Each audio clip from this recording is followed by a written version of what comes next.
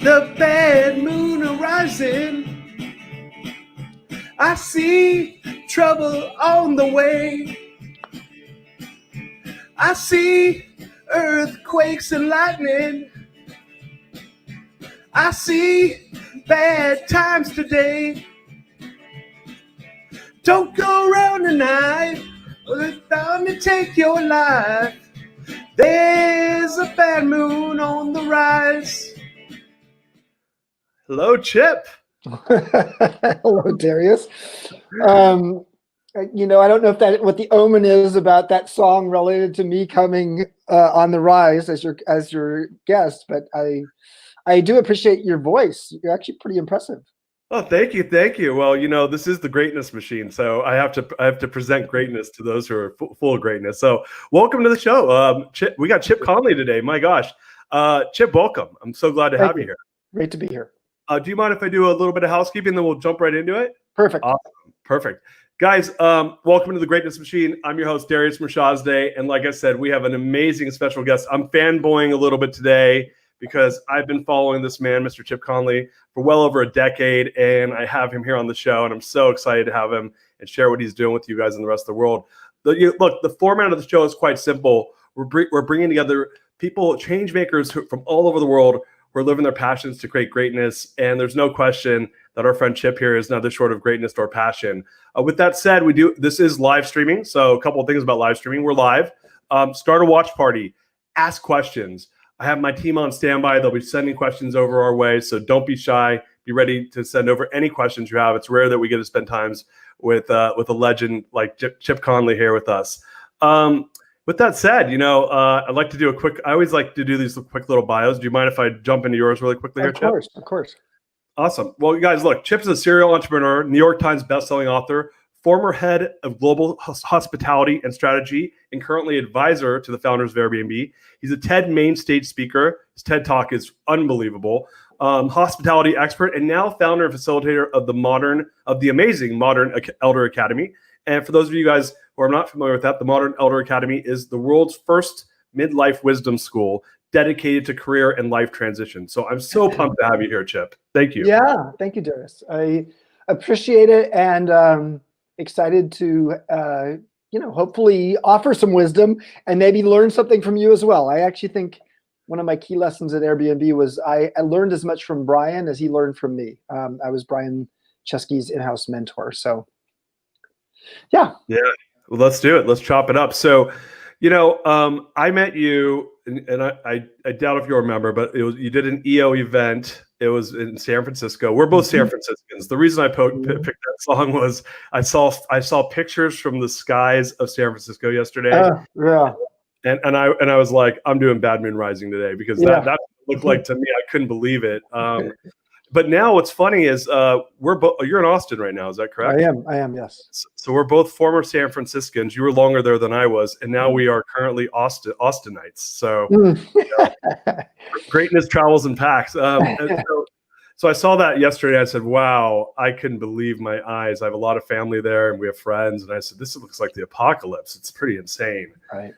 The world we're in right now." But so you've now, if we don't mind going back, you had done a talk. Gabe Luna Ostrowski, who's an old friend, he had brought you in. He was the learning chair of EO San Francisco that year. This is a while ago, and I was on the board that year. And he brought you in, and we did a talk for us, and it really blew my mind. I was so pumped. I read your book, Peak, saw the TED Talk over the years, and I was like, I just think that the way that you've approached business is amazing. And I find myself quoting you and Maslow and, just this idea around business. I'm not exaggerating. I'm serious when I say this, measuring what matters and looking at it from just this different lens. And if you wouldn't mind just like maybe talking a little bit about that for the audience members who maybe haven't been familiar with your work. Sure. So just a quick background is I started a company called Joie de Vivre, which became the second largest boutique hotelier in the U.S. Based in San Francisco, we had 52 boutique hotels. Every hotel had its own name. So Joie de Vivre was a sort of soft brand with 46 of those 52 hotels being around the San Francisco Bay Area. And I ran that company for 24 years as the CEO. And during that time, I wrote 3 books, including Peak, based upon using my company as a laboratory for learning. So I'm somebody who loves writing and learning, and I figured, okay, I was giving speeches, and people started saying, "Well, where's your book?" And I was like, "Okay, I'll write a book." And so I've now written 5 books. I sold that company in the Great Recession. It was very clear to me I was no longer the right person to be running that company. I had lost my sense of calling of the work we were doing. And I had a new calling, which was I really wanted to write and speak more. So 2010, I leave the work. I leave Joie de Vivre, and that was a hard thing to do because you create a baby in your mid-20s and you run it for almost a quarter century. Your full identity is defined by it. Many of your books are related to it. It helps me to see that how you create a great culture and core values are sort of fundamental to a great company. I think culture trumps strategy, or as Peter Drucker used to say, I think culture eats strategy for breakfast. Yeah. And so for me, I think I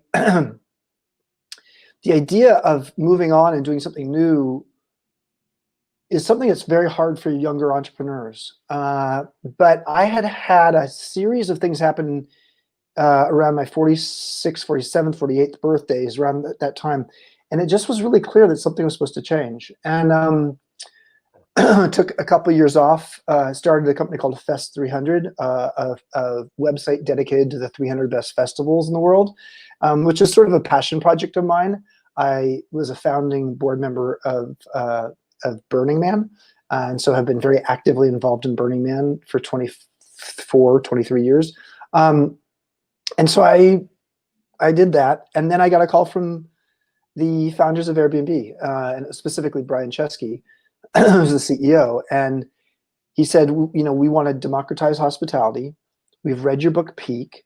We love the whole Peak principles that you espouse in that book, and we want to actually have a company when it grows up that's a lot like Peak, like the Joie de Vivre company you built based upon the Peak principles. And so that was the start of what's been almost an 8-year sojourn with them, taking them from a tiny little tech startup. But when I joined, they had some growth going on for sure. I mean, Right. This was not a small company. It was a global company already, but it was small. It only had about 200 employees, so it was not the company grew to 7,500 employees before the layoff this spring of 25% of the workers. So it was a very small company relative to what it's become. And I was the only person in the company with a hospitality background, travel background, and frankly, the only person who'd ever created a company and been an entrepreneur outside of tech. So there were a lot of hats I wore as a result of that, and fascinating journey.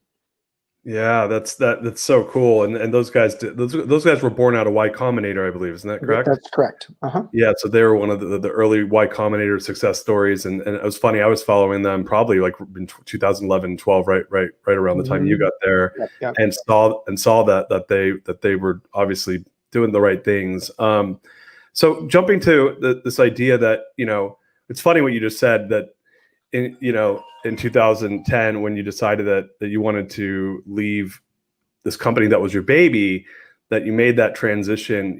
A lot of, despite all the hardship of it being tied to your identity, your books, talking about it.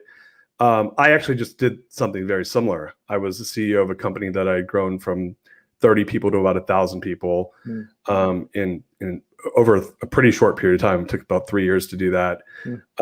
Yeah. But it's funny, is utilizing this principles of Peak, and I did that in our company. And for me, it was really leveraging core values as the language for everything we did in the business. And then it became, to your point, the experimentation grounds for a lot of the principles that we use for growth and for scale and for building a superior company from all the different more vanity metrics.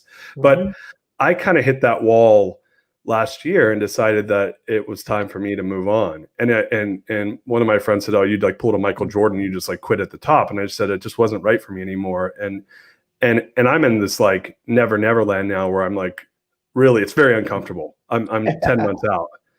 I'm super uncomfortable, man. So like, let's really. talk about that. Let's talk about that, because there's a lot of great research on this. And when I say this, I mean not necessarily leaving your profession or your entrepreneurial career or your company, but the idea of transition.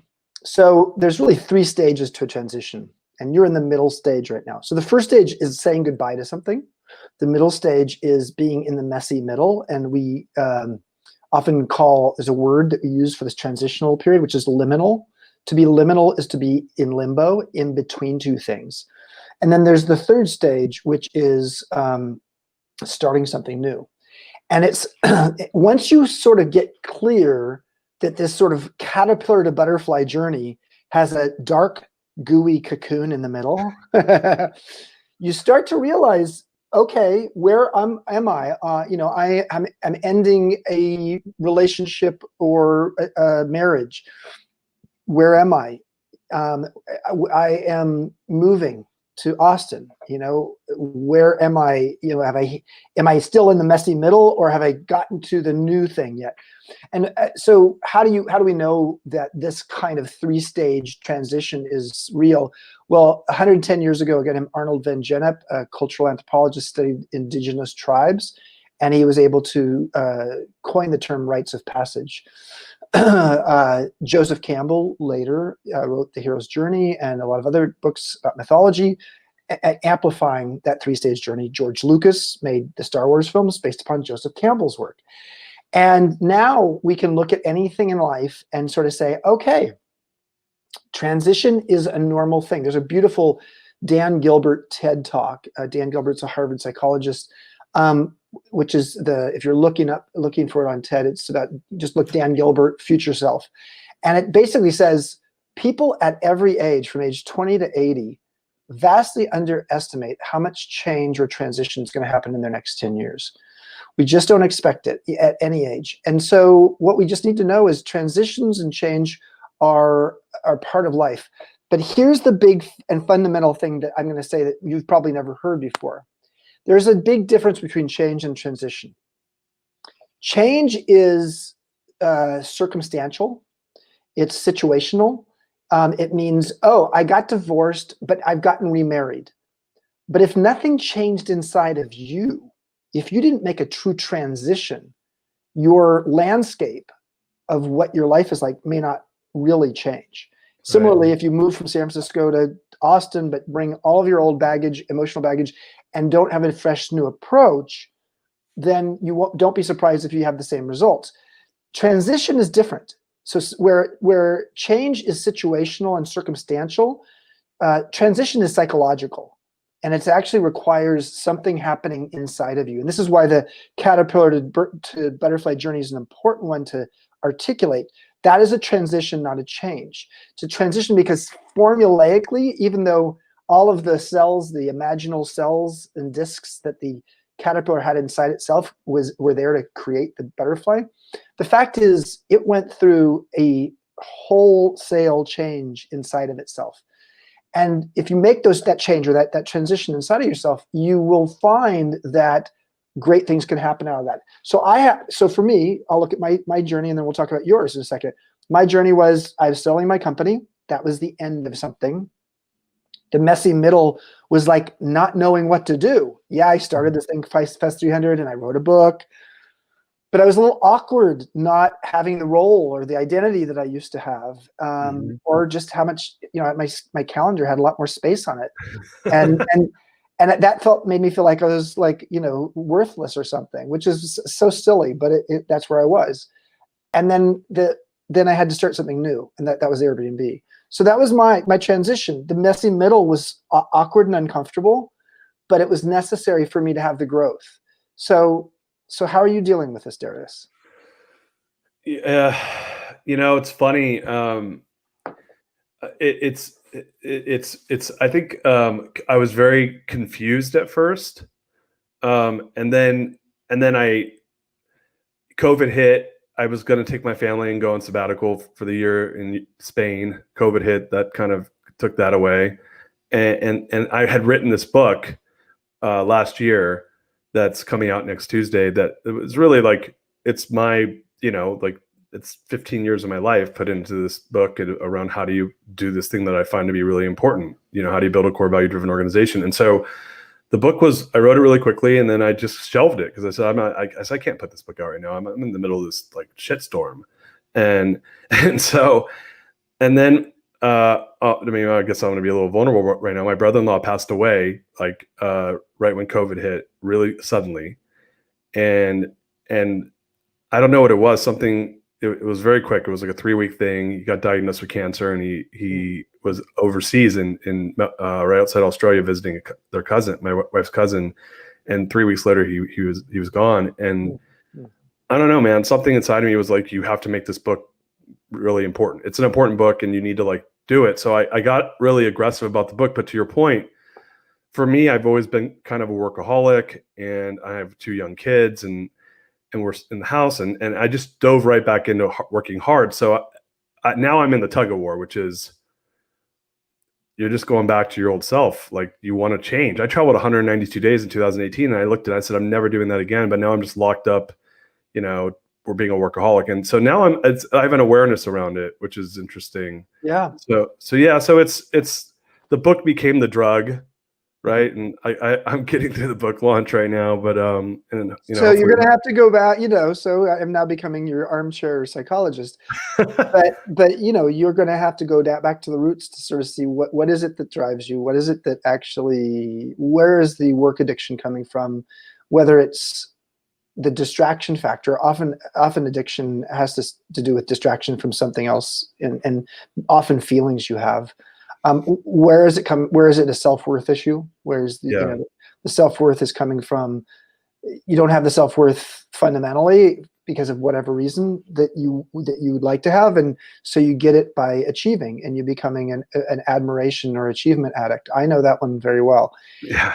And the only way through this is, first of all, recognizing it. I mean, it's like, I hate to sound like a 12-step alcoholic or something like that. But, the truth is, going through the process of recognizing what's happening, acknowledging it, talking about it, often with your wife or friends or family, and then asking for help, in all kinds of ways, whether it's to a higher power, but specifically to asking for help from your friends to call you on your behavior. And this is going to be your kids and your wife. And that is, it's your wife, right? Yeah. Okay. I just, didn't know. That's all good. I thought it was wife, but you could not be married. You could it goes many ways these days. Yeah. Yes, yeah, exactly. So I think, what I find is that when I am open to being vulnerable to saying, this is something I want to fix in my life, and I ask for gentle reminders and support to help have people call me on it, but in a way that is not punitive. It does help create the shift in habits. And you got to figure out also what's the form of expressing it, like whether it's journaling, therapy, singing, it could be art form. For me, I like writing. And so that's a form, running on the beach for me is a huge catalytic, cathartic experience, because I somehow, I feel a lot when I do that. So that's your process. And otherwise, guess what? You won't change. Right. You will change the landscape, but you won't change fundamentally who you are. And at the end of the day, I think the reason we're here on this earth is to be able to evolve our consciousness and who we are in ways that make us a better person. And if we are holding on to old behaviors or forms of distraction to not allow that kind of evolution to happen inside of ourselves, you'll be surprised at how stuck you'll be. And that's when you'll hit your midlife crisis. Yeah, I think I'm there. I think I'm there. I think you're supposed to come down to MEA. You're supposed to come down to the Modern Elder Academy. Well, so it's funny. So, when I stepped down as CEO of the company, and this was my choice, it was like everyone was shocked when I did it. My really good friend, his wife, Kate Shocks, she said, you need to go check. She sends my wife a text, and it's a link to the Modern Elder Academy. She's like, Darius really needs to go to this. And so I check it out, and I hadn't realized that you had moved on to this project. Yeah. I'm like, oh my gosh, this is what Chip's doing. This is awesome. And then Joshua Abramson, who was a guy I mentored in EO, who I believe he's telling me about it, and I was like, oh man, I do want to come down there. So once it's obviously COVID times makes it harder. We have evolved MEA, so we're doing something called sabbatical sessions now, starting in October. But yeah, it's the whole point of MEA for me was to take my experience at Airbnb, where I realized that they started calling me the modern elder who was as curious as he is wise. And what I appreciated it, but initially I didn't. It's like, I'm not elderly, but elderly isn't, elder is a relative term. I mean, if you're 52, as I was 8 years ago when I was there, and you're surrounded by 26-year-olds, you are an elder. But I was a modern elder, which is different than a traditional elder. And the modern elder is an intern and a mentor at the same time, and is curious and wise at the same time. And so that helped me to see that there are a lot of people in midlife, which I define as 35 to 75. So it's a very broad range. There are a lot of people in midlife who are feeling bewildered and a little bit irrelevant, and have the opportunity to cultivate and harvest their wisdom and maybe repurpose it somewhere else, which is exactly what I did at Airbnb. And the program is not specifically just for people in their careers, but a lot of people do come for that reason. They want to shift or pivot their career. They want to say what I call same seed, different soil. They want to actually plant their seed elsewhere. And so, yeah, it's been a fascinating experience. 750 alums from 24 countries now. It's been great. So yeah, let's touch on that because I think we jumped straight into it. You were working with Brian and the founders of Airbnb. That's these guys grew tremendously, 200 to 7,500 people. That's in a very short period of time. That's a huge growth, and they had the luck of getting to work with someone like yourself that was really you were a brick and mortar business and being a hotelier. Right. So that's very human intensive, and obviously tech is more. They're trying not to do that if they don't have to. Yeah. But right, like the VCs punch you in the gut if you have too many people. Right. They want you to automate. But so how? Walk us through how did you end up deciding to move on to founding the MEA? So I was originally supposed to just do 6 months with Brian and 15 hours a week, but within about a month, it was 70 hours a week, and it was like, okay, I'm doing a 4-year thing here. So I completely had to remake my life to make space for Airbnb in my life, and I did. And ultimately, I decided I wanted to write a book out of that. After 4 years, I couldn't do more than 4 years. I just didn't want to. It was great. I loved it. And for 4 years now, I've been an advisor. But so when I left in early 2017, I decided I'd write this book called Wisdom at Work, The Making of a Modern Elder. And in the process of writing that book down in southern Baja, about an hour north of Cabo San Lucas, where I had a home on the beach, I had this epiphany one day when I went for a run on the beach. And it was like, wow, why do we not have midlife wisdom schools? Why don't we have a place where people come to reimagine what's next for them and navigate the transitions of their midlife? And we don't have that. And I have to tell you, during the Great Recession, I had 5 friends, all men, commit suicide, 3 of them entrepreneurs. Wow. And I wished we had a program like this, because I do think that there are a lot of people in midlife who especially in COVID times, not only do we have uncertainty, but we have an instability. And somebody pointed that out to me recently and said, uncertainty is always there, but you can sort of take your own, a lot of times that's your own uncertainty, and you marshal your resources. But instability is really scary, because something that's maybe there's a political instability or a social instability or a health instability. You get to a place where it's like it feels like wow, you have no control over this. And so I think there are a lot of people right now are exceptionally bewildered. And in some cases, what it really is allowing for is the pause to take a step back and say, I'm going to reflect on this. What is it that I want to do with my life? Mm-hmm. And what am I here on earth to do? And that's obviously very cliche way to articulate it. And what we do at the Academy is exceptionally more deep than that. Right. But that's a question that a lot of people are asking right now. And it happens during 9/11. It happens during the Great Recession. It happens during these times, because once we get knocked off our treadmill after running, and just doing our normal default world thing, you take a step back and sort of say, is this my wonderful life? Is this the David Byrne song? This may not be the life that I was meant to have. And I think that's such a hard question. And unfortunately for men, we are not as socially adept as women to address our vulnerabilities and even communicate about them.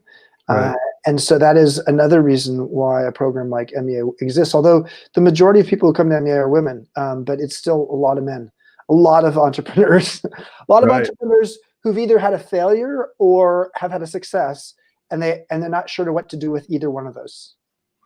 Yeah, and they're both different problems, right? One's less of a self-confidence issue, and it has its own self-confidence issues, and the other one is all self-confidence, and then you turn it around. But they're all complicated. And so, I went to last year in September. This is about 2 months before I resigned as CEO. I went for the first time to Esalen.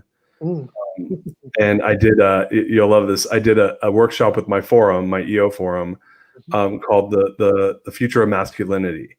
And it was really cool. But I'd never been to Esalen before. And what I had heard was that MEA is modeled after Esalen. Is that true?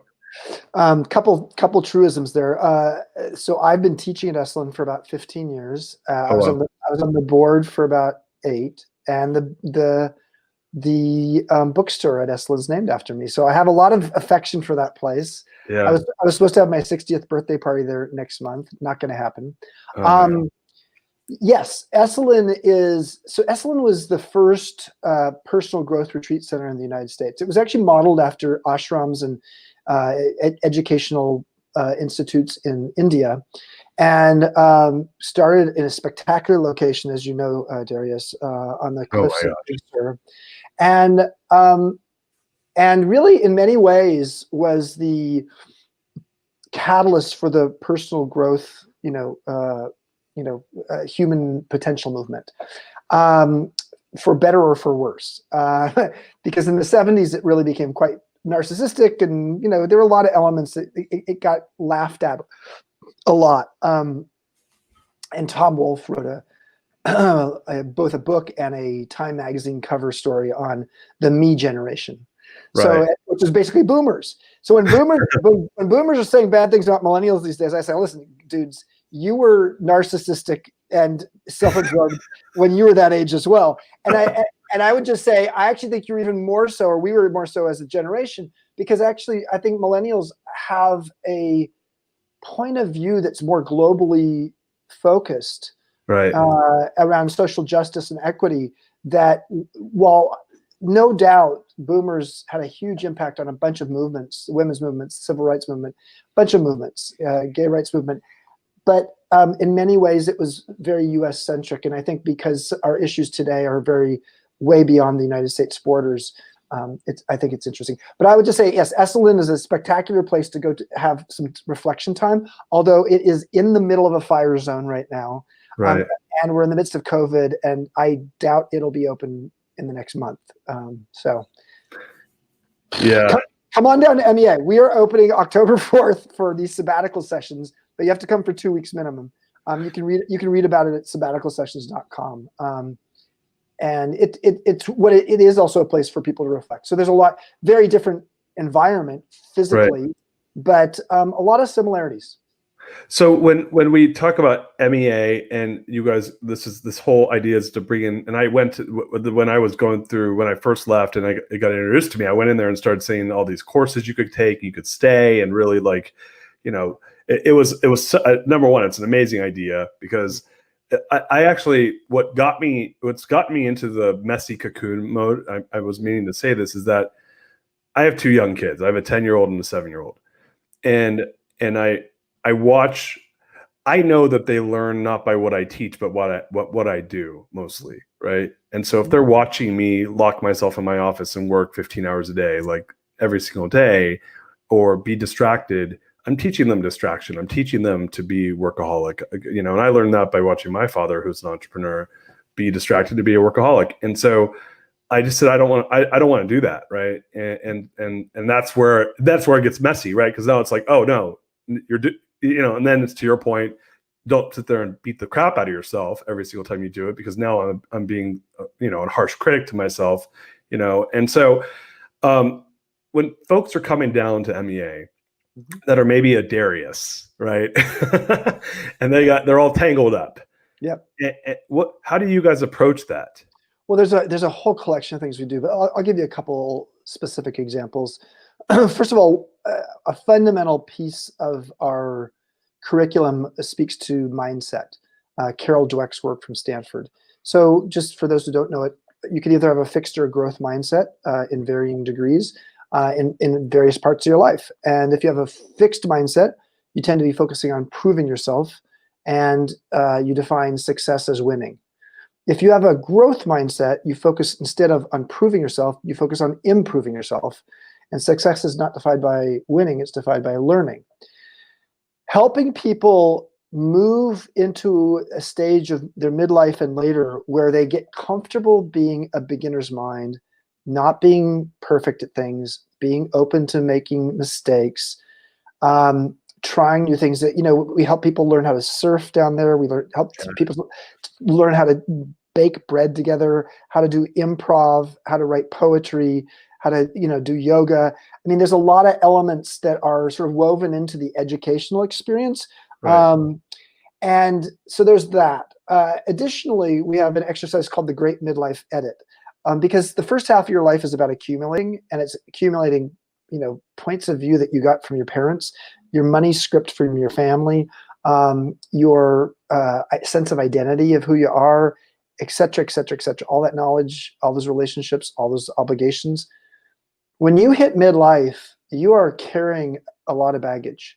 And so what we help people to do is to see which of this baggage you want to keep holding on to and take with you, and what's ready to go.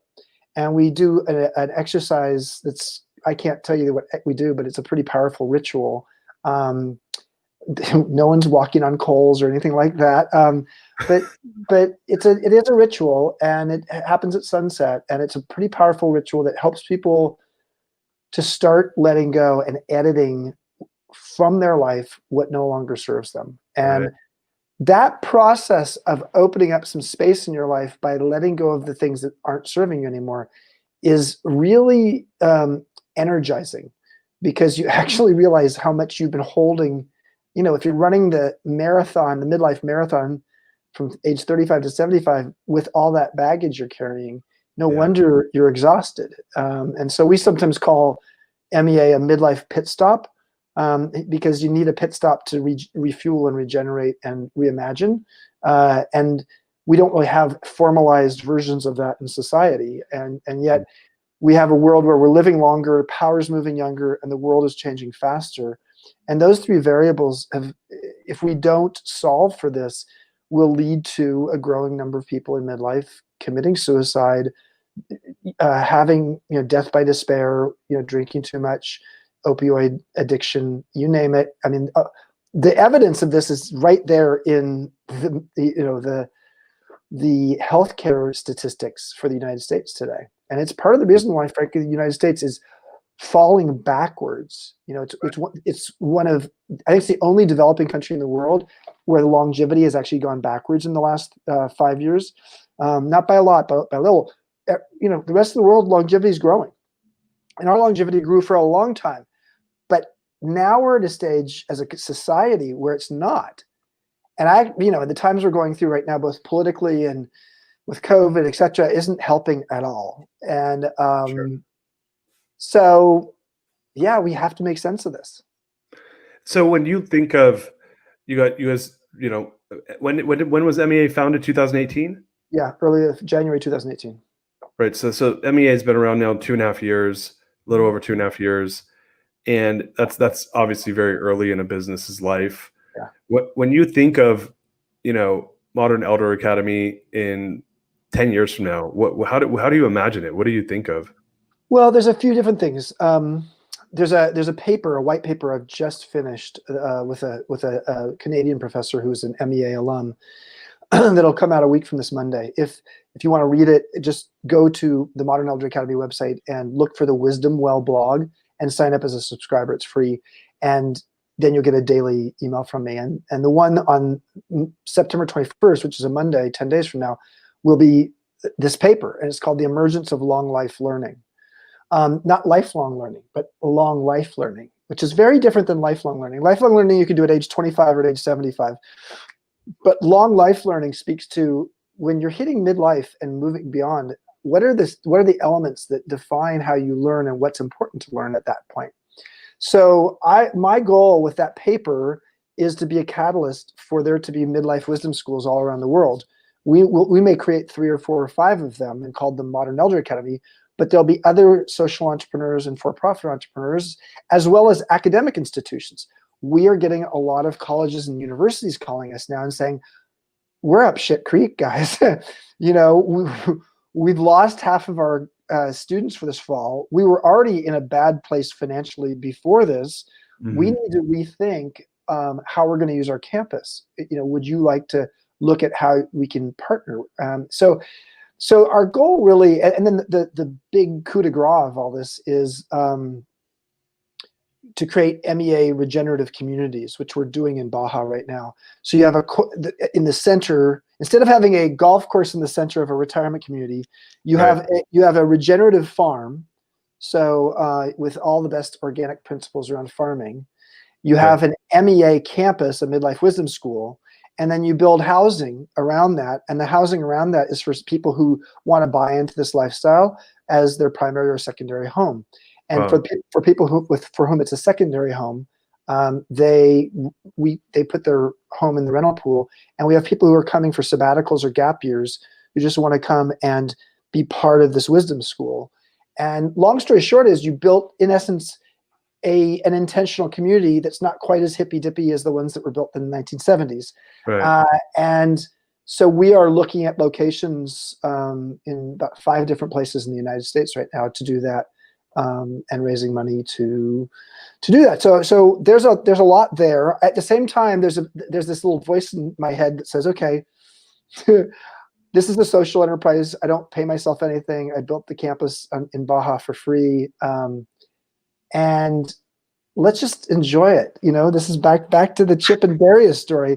Like, okay, yes, I'm in a new landscape because I don't make any money doing this, and it's totally focused on the bigger society need. But I still have such that driven energy, and trying to tell the difference between what's a calling and what's workaholism is sometimes hard. For me, the way I wrote about this in my book, Emotional Equations, I think the difference is when workaholism is a purposeful distraction, and the driven nature of it is unrelenting. And when you aren't in the state of having that, it's hard for you to just engage in life. Right. Having a calling is different than that. So both of them have an obsessive quality to them. Right. There's a bit of a in a workaholism situation. There's a bit of a well, of course, it's addictive, and there's an element of compulsion. So there's a compulsiveness nature to it. Whereas in a calling, it's not so much compulsion as much as it is passion. And those are different energies, but they can be very mixed. I mean, you can be both living a calling and a workaholic, but you better be pretty conscious of this. I know a lot of the people who listen are entrepreneurs here. You better be pretty conscious of, like, what is it that is driving you right now? And is it the compulsion, or is it the passion?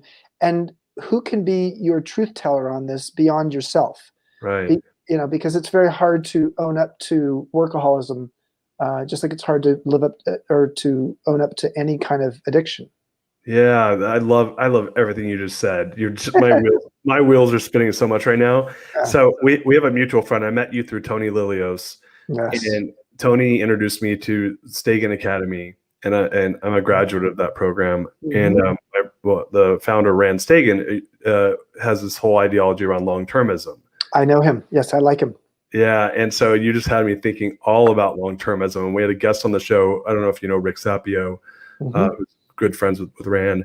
Um, and he was talking about his core value of permanence and Mm. how if you have this ideology around permanence and you're going to live a long time, what are you going to do in your life to make it where you're able to really have these traditions or these behaviors or these things that you're doing with permanence in mind and also with balance in mind. And Mm.